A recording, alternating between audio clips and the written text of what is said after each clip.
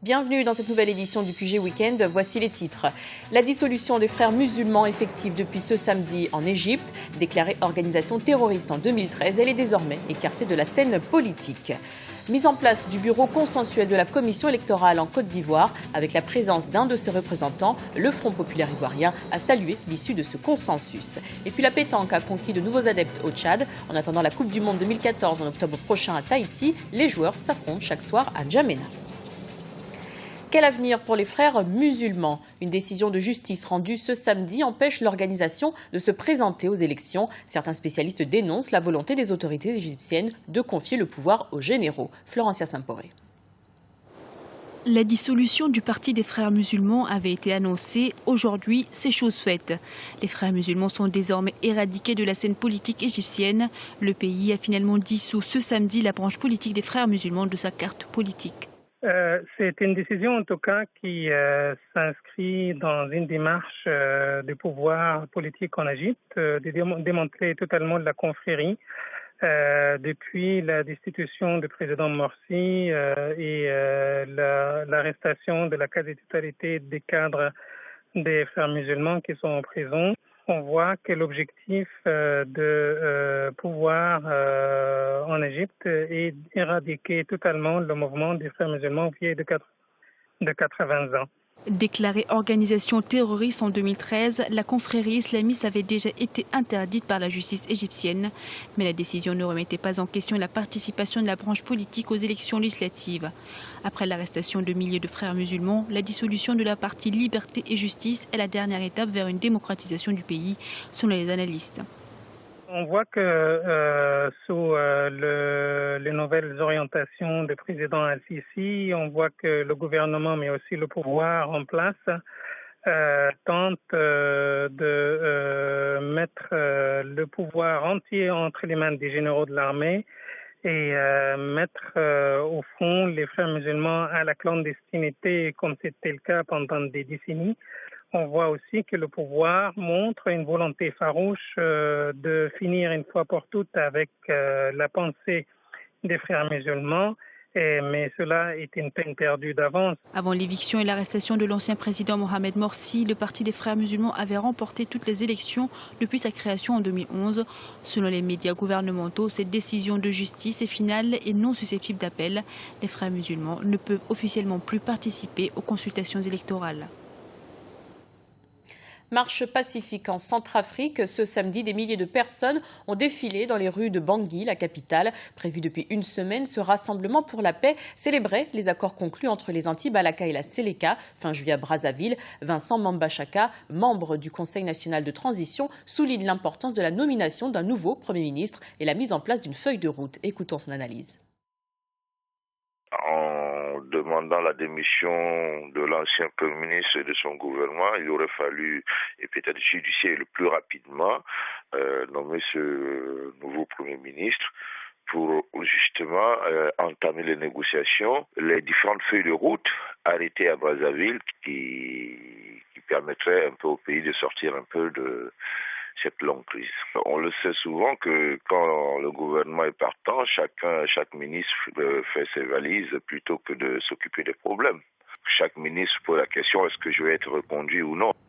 La Guinée équatoriale poursuit sa politique de diversification économique. Des assises en ce sens ont eu lieu ce vendredi à Washington, à l'issue du sommet États-Unis-Afrique. Des projets dans divers secteurs comme les télécommunications et la santé ont été lancés par le gouvernement équato-guinéen pour attirer les investisseurs. Un reportage de Serge Kofi, notre envoyé spécial aux États-Unis.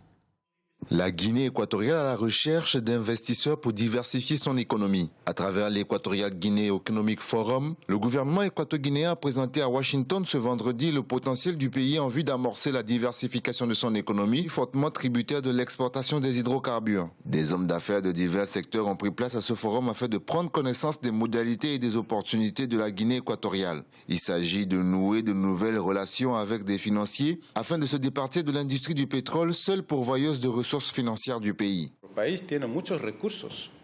Le pays détient beaucoup de ressources, mais il n'y a qu'un seul secteur. C'est celui qui a changé la physionomie de notre pays.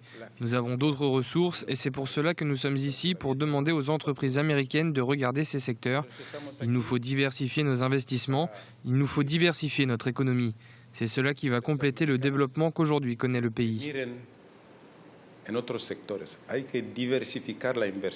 Des appels à investissement dans de nombreux projets ont été lancés par le président Biangema Bazogo. Des investissements qui concernent 5 secteurs stratégiques tels que l'agriculture, l'élevage, la pêche, le tourisme et les services financiers. Nous avons mis en place une couverture minimum d'infrastructures économiques de base comme plateformes qui permettent la rentabilité de tous les investissements. Dans ce sens, le pays a garanti la mise en place de ports, d'aéroports, un réseau viable de routes dans tout le pays, l'électrification dans tout l'univers national, la santé, les télécommunications, le développement urbain et d'autres services pour que n'importe quel investissement se réalise dans le pays de façon fluide. L'industrie pétrolière participe à près de 80% du produit intérieur brut de l'économie de la Guinée équatoriale. Le secteur des services et de l'agriculture en sont jusqu'ici les parents pauvres avec une participation respectivement de 4 et 5%. La priorité du gouvernement est aujourd'hui d'inverser cette tendance en assurant la promotion du secteur privé comme moteur essentiel de la croissance. L'arrivée des investisseurs américains sera donc une aubaine pour le gouvernement de Malabo qui depuis ces dernières années a pris conscience que la manne pétrolière ne suffit pas à faire d'un espace territorial la locomotive de tout un continent. Le processus de paix se poursuit en Côte d'Ivoire. Sur les 17 membres que compte la Commission électorale nationale, 15 ont été nommés par le président Alassane Ouattara. Les 2 autres postes ont été pourvus par le Front populaire ivoirien et l'Alliance des forces démocratiques. Diarra Ndiaye. Climat politique apaisé en Côte d'Ivoire. Le président du FPI, Pascal Affi-N'Guessan, et ses alliés ont annoncé leur participation à une commission électorale indépendante consensuelle. Le représentant au sein de la nouvelle commission complète ainsi la liste à 17 membres. Sa composition, votée en mai 2014, était jusqu'alors contestée par plusieurs partis politiques, mais aussi par la société civile qui l'a jugée déséquilibrée en faveur du pouvoir. Le texte de loi ne nous satisfaisait pas. Il y avait une question d'équilibre. Il fallait qu'on s'accorde avec le gouvernement pour un bureau consensuel. Après les échanges, le principe d'un bureau consensuel a été acquis. Le bureau sera consensuel avec la participation de tous, le pouvoir et l'opposition. Ce consensus ira jusqu'à la présidence de la CEI. La Côte d'Ivoire se remet progressivement de plusieurs années de crise. Le renouement du dialogue politique national est donc salué par la classe politique. Le FPI est d'abord un parti politique qui n'a pas été dissous après la crise, donc qui est un parti qui fonctionne normalement. Il est bon que ce parti politique puisse intégrer tous les instruments de gestion du pouvoir, de gestion des élections et de gestion même de toutes les autres questions qui peuvent intéresser la vie de la nation. Les membres de la commission centrale de la CEI prêteront serment le lundi 11 août devant le Conseil constitutionnel. Dans le reste de l'actualité, 9e forum sur le développement en Afrique. Il est prévu du 12 au 16 octobre prochain à Marrakech, au Maroc. Le thème, les modes de financement novateurs pour la transformation de l'Afrique. 4 thématiques seront développées, la mobilisation des ressources, les flux financiers illicites ou encore les nouveaux types de partenariats. Le Tchad abritera en 2015 le championnat d'Afrique de pétanque, une discipline sportive pratiquée depuis plus de 10 ans dans le pays. Elle compte aujourd'hui près de 200 000 pratiquants qui se donnent rendez-vous pour la plupart chaque soir dans les quartiers de Djamena. Un reportage de Daniel Aboki, notre correspondant sur place. La pétanque fait de plus en plus de nouveaux adeptes dans la capitale tchadienne. Chaque soir, de petits attroupements s'observent autour de la petite boule dans les quartiers de la ville de N'Djamena. Sur ce site situé dans le 7e arrondissement, amateurs et professionnels se retrouvent pour partager les valeurs culturelles de cette discipline sportive. Ça nous épargne de beaucoup de choses que d'aller rester dans des débits de boissons et puis gaspiller ce qu'on a un peu dans sa poche. Bon, ça nous permet aussi de tisser des liens, quoi. On noue l'amitié avec des gens de Doba, des gens de Moundou, des gens de Bongor, partout. Ça fait déjà une grande famille. Je crois que vraiment c'est une très bonne distraction pour nous, quoi. Ce jeu de concentration, d'adresse et d'équipe est rentré dans les mœurs de cette nation il y a seulement une dizaine d'années. Le pays abritera le championnat d'Afrique de pétanque 2015 et le championnat du monde 2016. Ces 2 événements constituent une occasion pour l'équipe nationale d'arracher une place prestigieuse sur le podium, mais à condition d'anticiper sur les préparatifs. Le président de la dite fédération était en voyage ou autre, on attend son arrivée. Il paraîtrait que ceux de la Ligue ont procédé à une présélection. Présélection, c'est-à-dire que sélectionner quelques meilleurs joueurs et puis après la sélection. Et on va l'attendre à l'horizon. Ce n'est pas pour la première fois, je crois, c'est déjà pour la énième fois. Le Tchad a représenté déjà notre pays à l'extérieur, je crois, premier c'était à Yaoundé. Et pour la deuxième fois, ils sont allés à Marseille.